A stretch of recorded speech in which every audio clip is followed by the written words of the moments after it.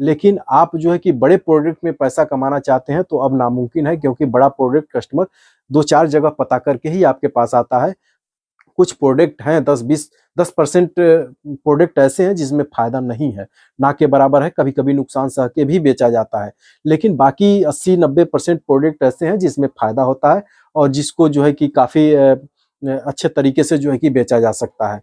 दिमाग से काम करना है आपको, गलत प्रोडक्ट नहीं बेचना है। ऐसा नहीं है कि हर प्रोडक्ट में नहीं बच रहा है, बहुत सारे ऐसे प्रोडक्ट हैं जिसमें 50-50% तक मार्जिन है। सामान आपको सबको बेचना है और सबसे जो है कि फायदा कमाना है, सबसे जो है कि रिलेशनशिप बना के रखना है। स्वागत है साथियों आपके अपने चैनल वैभव ट्रेडर्स में। मैं अजय सिंह फिर से एक नया वीडियो लेके आया हूं। दोस्तों आज की बात हमारी ही दुकान से रिलेटेड है, हार्डवेयर की दुकान से रिलेटेड है। दोस्तों बहुत से लोग कमेंट करते हैं, पीछे बहुत सारे कमेंट आए हैं कि सर आप दुकान से कितना कमा लेते हैं। दोस्तों ये जो है कि क्वेश्चन जो है कि बहुत अजीब टाइप का है कि दुकान से आप कितना कमा लेते हैं। लेकिन ये है कि मैंने कभी सोचा नहीं, मैंने कभी इसका अंदाजा भी नहीं लगाया कि मैं दुकान से कितना कमा लेता हूं।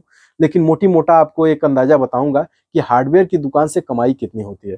दोस्तों आज के टाइम में इतनी ज्यादा कंपटीशन है, इतनी ज्यादा दुकानें खुल चुकी हैं कि आपके पास कमाई का बहुत ही कम ऑप्शन बच गया है। यानी किसी भी प्रोडक्ट पे आप जितना चाहते हैं फायदा उतना नहीं ले पाते हैं। लेकिन फिर भी दोस्तों कमाई आपके बिहेवियर और आपके विश्वास पे जो है कि निर्भर करती है। अगर सपोज करिए कि कोई कस्टमर आप पे विश्वास कर ले रहा है, अगर उसका विश्वास आपके ऊपर बन जा रहा है तो आप कोई भी प्रोडक्ट उसे 10 का प्रोडक्ट अगर 15 में भी देंगे तो भी वो ले जाएगा, क्योंकि ये जानता है कि इनके वहाँ जो है कि शुद्ध प्रोडक्ट मिलता है, यानी अच्छी क्वालिटी का प्रोडक्ट मिलता है।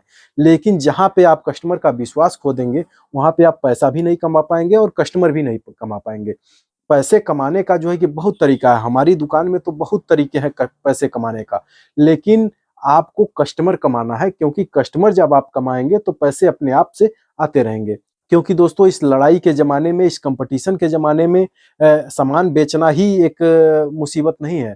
सामान जिसको बेच रहे हैं वो संतुष्ट भी आपसे होना चाहिए। ऐसा ना हो कि जैसे कि अब कंपटीशन आ गया है तो मैं किसी चर्चित प्रोडक्ट के नाम पे जो है कि डुप्लीकेट प्रोडक्ट उसको थमा दूं।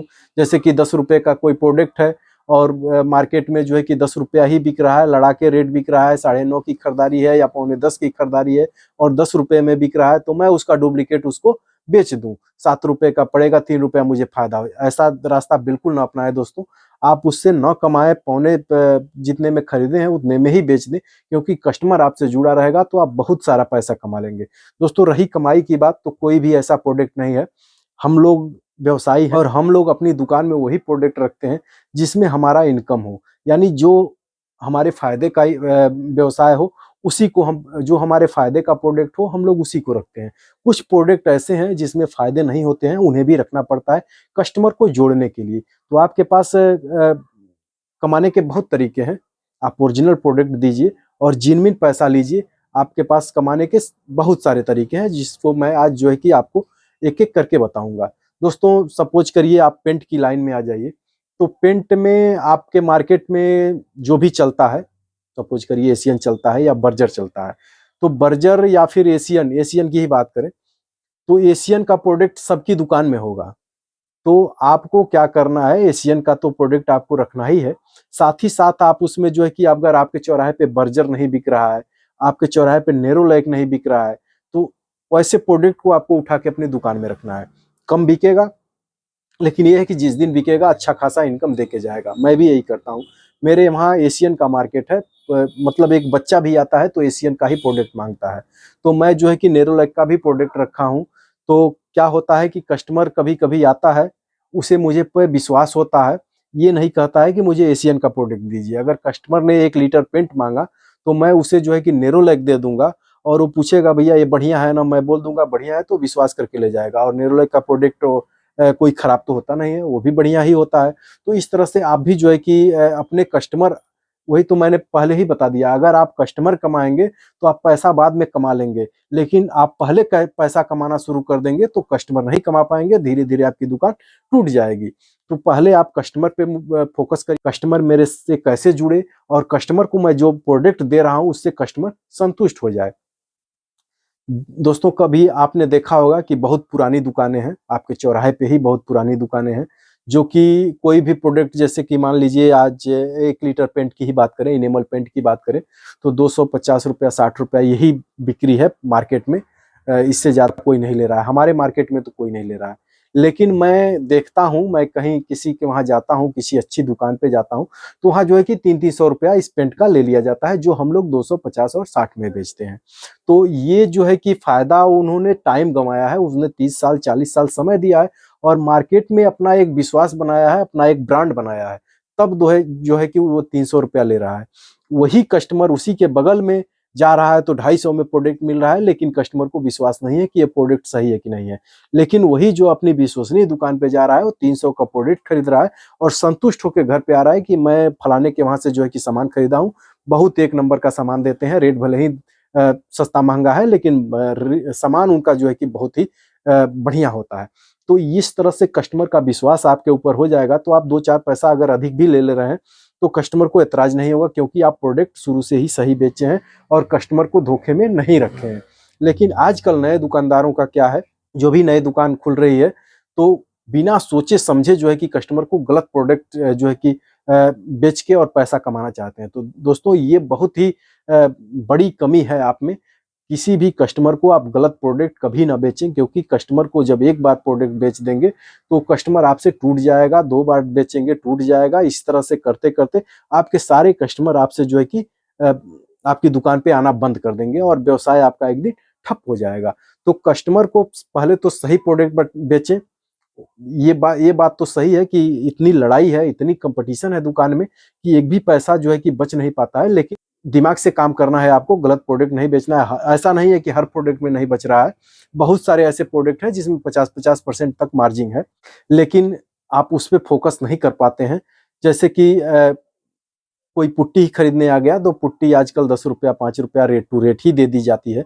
उसमें आपका ब्रश जाता है, रोलर जाता है, स्टेनर जाता है, इस सबों में आप पैसा एक्स्ट्रा ले सकते हैं, आप पैसा कमा सकते हैं। लेकिन आप जो है कि बड़े प्रोडक्ट में पैसा कमाना चाहते हैं तो अब नामुमकिन है, क्योंकि बड़ा प्रोडक्ट कस्टमर 2-4 जगह पता करके ही आपके पास आता है और उसमें जो है कि आपको 10-20 रुपया भी नहीं बच पाता है। लेकिन और बहुत सारे रास्ते हैं जिसमें आप कमा सकते हैं, जैसे हार्डवेयर का लाइन हो गया। हार्डवेयर लाइन में कब्जा, कांटी, ये सब सिटकिनी वगैरह, हैंडल वगैरह, ये सब आते हैं। तो इसमें आप पैसा कमा सकते हैं। कमा कब सकते हैं? जब कस्टमर आपसे जुड़ा रहेगा तब। ऐसा ना हो कि आपके पास पेंट खरीदने आ गया, आप जानते हैं पेंट में मुझे बचेगा ही नहीं, तो मैं उसको घुमा दूं। अरे भैया नहीं हो पाएगा, चले जाइए। तो ऐसा बिल्कुल ना करें दोस्तों। पेंट उसको देंगे तो कल जो है कि आपके पास सिटकिनी के लिए आप ही के पास आएगा। ऐसा नहीं है सिटकिनी के लिए वो दूसरी दुकान पे जाएगा। तो कस्टमर को जोड़ने का प्रयास करें। जैसे जैसे कस्टमर आपसे जुड़ते जाएंगे, फायदा तो इसमें बहुत है दोस्तों। कुछ प्रोडक्ट हैं 10% प्रोडक्ट ऐसे हैं जिसमें फायदा नहीं है, ना के बराबर है, कभी कभी नुकसान सह के भी बेचा जाता है। लेकिन बाकी 80-90% प्रोडक्ट ऐसे हैं जिसमें फायदा होता है और जिसको जो है कि काफी अच्छे तरीके से जो है कि बेचा जा सकता है। तो आप हार्डवेयर की दुकान अगर डाल रहे हैं तो पहले फायदे के चक्कर में ना रहें। पहले ये ना सोचें कि इनकम कितना है। वैसे मैं मोटी मोटा बता दूं कि मेरी जो है कि पूरा खर्चा मेरा जो है कि मेरे परिवार का खर्चा, बच्चों की फीस और ये सब कुछ जो है कि इसी दुकान से मैनेज होता है। और जब मैंने दुकान डाला था तो मेरे पास 6 लाख रुपए थे। 6 लाख से ही मैंने दुकान स्टार्ट किया था। आज 5-6 साल हो गए हैं। मेरे पास लगभग 20 लाख की पूंजी इस समय है। मेरे पास 20 लाख का सामान इस समय पड़ा हुआ है। तो इससे आप अंदाजा लगा सकते हैं कि इस दुकान में मतलब कितनी कमाई होती है। मेरा सारा खर्चा निकालने के बाद से जो है कि ये सामान मेरे दुकान में जो है कि बढ़ता गया। इससे अगर आप चाहें कि मैं कुछ पैसा जमा कर पाऊं तो नहीं कर पाएंगे, क्योंकि इससे इनकम आपका हो ही नहीं सकता। क्योंकि जो भी इनकम होगा वो इसी दुकान में आपका चलता जाएगा, क्योंकि इतना बड़ा रेंज है, इतने ज्यादा जो है कि इसमें प्रोडक्ट आते हैं और कस्टमर आता है एक ना एक दिन जो है कि नया नया प्रोडक्ट डिमांड करता है। अभी हमारे पास केवल पेंट और प्लम्बर का ही सामान हो पाया है। बाकी इसमें बहुत सारे ऐसे प्रोडक्ट हैं जिसमें घुसा जाए तो जो है कि करोड़ों की पूंजी जो है कि इसमें लग जाएगी। तो आप जो है कि जितने हिसाब से अपनी पूंजी लगाएंगे उसी हिसाब से आपका इनकम होना है और ईमानदारी से ही आपका इनकम होना है, क्योंकि बेईमानी से कोई आगे नहीं बढ़ पाया है। बेईमानी जो है कि बहुत कम दिनों के लिए होती है, चंद दिनों के लिए होती है। लेकिन आप जो है कि दुकान अपनी लाइफ टाइम के लिए खोल रहे हैं तो कभी भी 420 ना करें दुकान में और कस्टमर के साथ कदम से कदम मिलाएं, कस्टमर के साथ अपना व्यवहारिक रूप दिखाएं। व्यवहार से ही जो है कि कस्टमर आपसे जुड़ेगा और आपके प्रोडक्ट से जुड़ेगा। बाकी कस्टमर को कोई शौक नहीं है कि आपके वहाँ आएगा। कस्टमर यही चाहता है कि हम जिस दुकान से सामान खरीद रहे हैं वो प्रोडक्ट सही दे, और हम जिस दुकानदार से संबंध बना रहे हैं उसका जो है कि संबंध अच्छा हो, उसका बिहेवियर अच्छा हो, उसकी जो है कि बातचीत करने का तरीका अच्छा हो। कस्टमर को बस यही दो चीज प्यारे होते हैं। बाकी रेट वगैरह तो ऊपर नीचे होते रहते हैं। कुछ कस्टमर ऐसे आते हैं जो कि आपको रेट के लिए बहुत बार्गेनिंग करते हैं, तो उनको करने दीजिए, क्योंकि जो कस्टमर जितना ही बार्गेनिंग करता है आपके लिए उतना ही फायदा वो करता है। क्योंकि अच्छे कस्टमर हैं, जो अच्छे क्वालिटी के कस्टमर हैं, वो कभी आपसे बार्गेनिंग नहीं करते हैं, वो दूसरों के रेफरेंस से ही आपके वहाँ सामान खरीदते हैं। और रेफरेंस कौन देगा? रेफरेंस वही देगा जो ये मोल भाव वाले कस्टमर होते हैं, यही रेफरेंस आपको देंगे। ये कोई प्रोडक्ट आपके पास खरीदने चले आए, सपोज करिए पेन खरीदने चले आए, ये मार्केट में 5 रुपया बिक रहा है, मेरी खरीदारी जो है कि 3 रुपए की है, और मैं चाह रहा हूँ कि इस कस्टमर को जो है कि 3 रुपए में ही बेच दूं, और उस पे भी वो जो है कि बार्गेनिंग करता है, तो आपके लिए फायदा है। आपने उसका रेट 3 रुपया बता दिया, अब वो बार्गेनिंग करते करते घूम के चला जाएगा। जब घूम के जाएगा तो मार्केट में जरूर इसका जो है कि 3-4 दुकानों पे देखेगा जहां 5 रुपया 4 रुपया इसका रेट पाएगा, तो फिर आप ही के दुकान से आके लेगा, या फिर नहीं भी लेगा तो 2-4 लोगों से कहेगा कि अरे उनके वहां तो 3 रुपए का मिल रहा है और इनके वहां जो है कि ये 5 रुपए का मिल रहा है। लेकिन अच्छे कस्टमर कभी बार्गेनिंग नहीं करते हैं, क्योंकि उनका हर जगह जो है कि संबंध होता है, हर दुकानदार से संबंध होता है।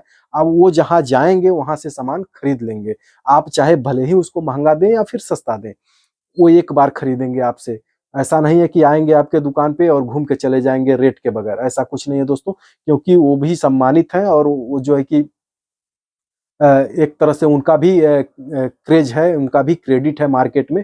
वो 10-5 के लिए चिकजिक झिकझिक नहीं करते हैं। ऐसे कस्टमरों को आप बिल्कुल सही रेट दें, क्योंकि ऐसे कस्टमर जो है कि आप पे आंख बंद करके भरोसा करता है और आपके पास से आंख बंद करके सामान ले जाता है। तो ऐसे कस्टमरों के साथ कभी भी धोखा ना करें, और किसी भी कस्टमर के साथ कभी भी धोखा ना करें। छोटे हो कस्टमर हो, बड़ा हो कस्टमर हो, सब एक समान होते हैं। क्योंकि छोटा से छोटा कस्टमर, एक कांटी खरीदने वाला कस्टमर आपके वहां से लाखों का प्रोडक्ट खरीद सकता है।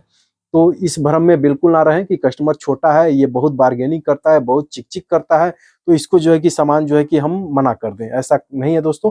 सामान आपको सबको बेचना है और सबसे जो है कि फायदा कमाना है, सबसे जो है कि रिलेशनशिप बना के रखना है।